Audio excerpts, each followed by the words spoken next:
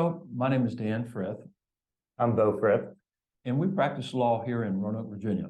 We handle cases all over the western half of the state, and some of the types of cases we focus on are called fraud or whistleblower cases. You may have heard about those types of cases or read about those cases in local newspapers and whatnot.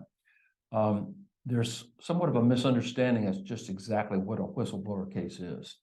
A whistleblower case is not an employment discrimination case. It's not a case in where an employee is fired or treated unfairly because of their age, sex, race, etc.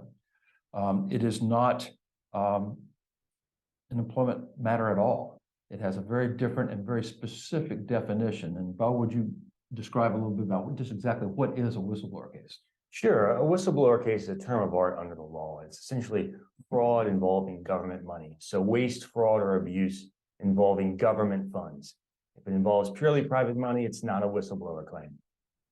The whistleblower, in effect, steps into the shoes of the government to bring a suit to recover the amount of fraudulently obtained or used funds. And under the law, the whistleblower is entitled to a percentage of the recovery of those funds, typically between 15 and 25% of what the government obtains.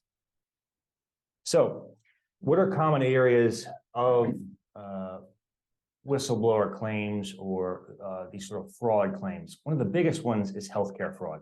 One of the biggest industries in America, 20% of GDP, and the involvement specifically is Medicare and Medicaid, the two highest, probably largest payors of medical bills in America. If it involves Medicare or Medicaid payments, it could be the subject of healthcare fraud. Specifically, as it relates to healthcare fraud, what are some common types? False certifications. So when you go into a nursing home, for example, they have to certify to Medicare that they are providing a certain level of care for each patient. If they are sending those certifications knowing that they are untrue, or if they are impossible to be true, that is a false certification. Upcoding.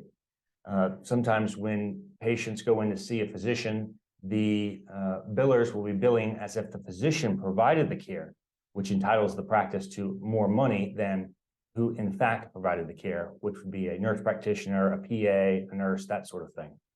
Another area that we have seen cases of whistleblower or actions that would constitute violations of fraud and could rise to the level of a whistleblower claim is when patients or their providers, be it Medicare, Medicaid, or a private health insurance company, are being billed for procedures that weren't actually done. We have seen that on multiple occasions through many different facilities, nursing home facilities primarily, where services were not provided, yet a bill was issued and payment was made to the facility or to the provider for those services.